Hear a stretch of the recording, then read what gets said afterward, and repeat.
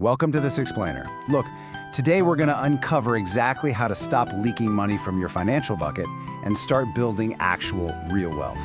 You see, everyone's obsessed with how to earn more money, right? But the harsh truth is, earning a lot means absolutely nothing if you don't know how to spend it. I mean, if your bucket has holes in the bottom, it doesn't matter how much water you pour in from the top, it's never going to fill up. So today, we're plugging those holes by mastering the 7 core money management principles. Okay, picture this. J. Paul Getty, right after World War II. At the time, he was literally the richest man in the world. He invites 3 friends out to a super high-end restaurant for dinner. But when they get there, Getty tells them they should go take a walk before heading inside. One of his friends is starving and complains, but Getty absolutely insists. Why? Well, because it wasn't 10 p.m. yet. The restaurant charged a 10 shilling cover fee per person before 10 p.m. Getty famously said he wasn't about to spend an extra pound for absolutely nothing just because of a 15-minute difference. The wealthiest man on earth, and he weighed every single penny. And honestly, if the wealthiest man on earth cares about 10 shillings, we should definitely care about our daily expenses too. So in this explainer, we're going to cover the mindset of spending, how to defend your future wealth, some unbreakable rules for cars and debt, a crazy concept I call the 2 crore cigarette, and finally, why you need to stop showing off. All right, let's jump right into number 1, the mindset of spending. You know, we become rich or poor not just from what we earn, but from how we spend. So whenever you get that sudden urge to buy something, you have to put it on an imaginary weighing scale. Let's do some quick math. Say you earn 50,000 rupees a month. You're working roughly 8 hours a day, 26 days a month. So that's about 200 hours of work. If you divide that up, your actual hourly rate is 250 rupees. Now, imagine you see a fancy 5,000 rupee item in a store window and you just have to have it. Well, if we look at the math, to buy that 5,000 rupee item, you aren't just spending cash, you're actually trading 20 hours of your hard work. You're trading almost 3 full days of your life, sitting at a desk or busting your back, just for that one thing. It forces you to stop and ask, is this item really, truly worth 20 hours of my life? When you start weighing your purchases in time instead of just currency, I promise you, those impulsive urges just vanish. And you really have to apply this mindset everywhere, especially to something as basic as grocery shopping. So many of us just wander into a supermarket without a plan. Never do this. Always carry a pre-written list. Try to go alone, because if you take your family, you're going to end up buying a bunch of stuff just to keep everybody happy. Set a strict time limit. If you only give yourself an hour, you won't casually browse aisles looking at things you don't need. Also, never go shopping on an empty stomach, or you'll literally buy every snack in sight. Oh, and here's a brilliant trick. Try to shop around the 25th of the month. On the 1st, your salary is burning a hole in your pocket, right? But by the 25th, you are naturally just a bit more frugal. But wait, actually scratch that. There is a catch.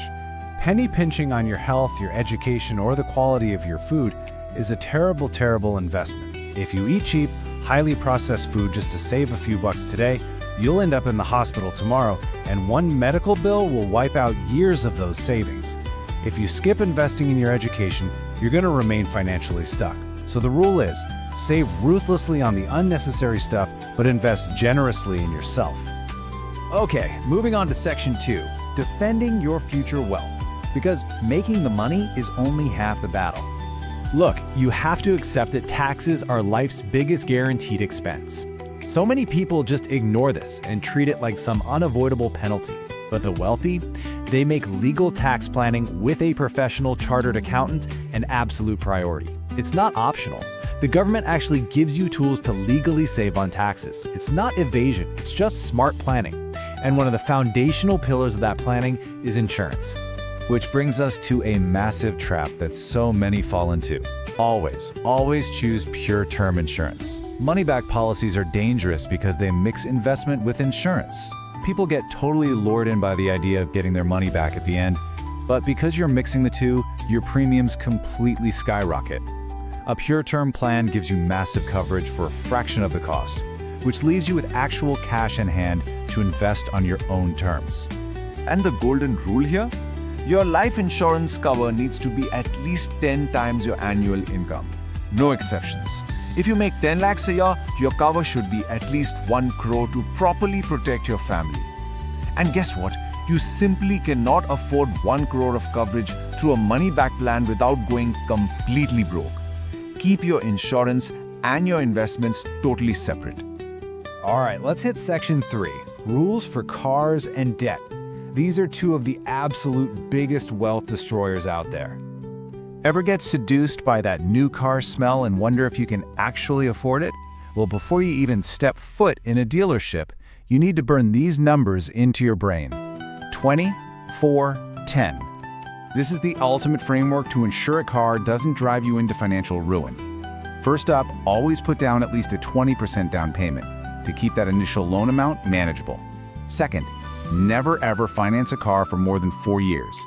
Lenders are going to tempt you with 7-year loans to make the monthly payment look tiny, but the interest will completely eat you alive. And third, your EMI should never be more than 10% of your monthly income. Making a lakh a month, your car payment can't exceed $10,000. Oh, and this all sits on top of the ultimate rule: the total price of the car should never be more than half of your annual salary, period. You also really need to understand the difference between good debt and bad debt. Debt itself isn't evil, it's just a tool. Good debt is like a home loan for a property that brings in, say, $15,000 a month in rent. It literally pays for itself and builds your net worth. Bad debt? That's swiping a credit card for a luxury vacation or taking a personal loan for a designer wedding outfit. That is a financial graveyard. You're paying huge interest on things that lose their value the second you buy them. You are literally pawning your future labor for a temporary thrill right now. Which brings us to number 4. I call this one the 2 crore cigarette. Let's say you spend just 100 rupees a day on a cigarette habit, or hey, any daily frivolous habit. You are literally burning about 40,000 rupees every single year. And sure, in the moment it feels like absolutely nothing, right? Just $100. But let's look at what happens if you break that habit and redirect that exact same cash. Just look at the math on this. If you invest that 40,000 annually at a super conservative 10% growth rate, the compounding is insane. Year 1, you've got 44,000. By year 3, you're looking at almost 1.5 lakhs. But let that magic run over a lifetime. By year 34, you cross 1 crore. And by year 40, you are sitting on over 2 crores just by choosing your financial health over a bad habit. You are literally smoking away 2 crores. Honestly, quitting a bad habit is probably the easiest way to become a multimillionaire. And finally, section 5, stop showing off. This is the ultimate psychological hurdle separating the rich from the poor.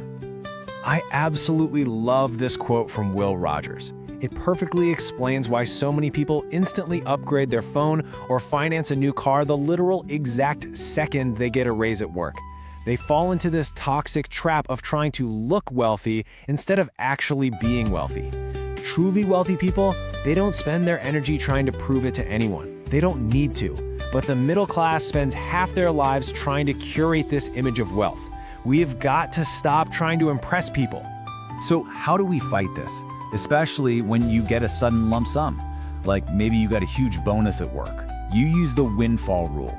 Force yourself to lock that money in a fixed deposit for 3 to 4 months and just ignore it. Why? Because sudden cash makes our brains boil over with the emotional desire to splurge. If you don't let those emotions cool off, you'll end up buying some luxury watch you don't even need. Give your brain the time to cool down. At the end of the day, taking control of your wealth all comes down to the choices you make.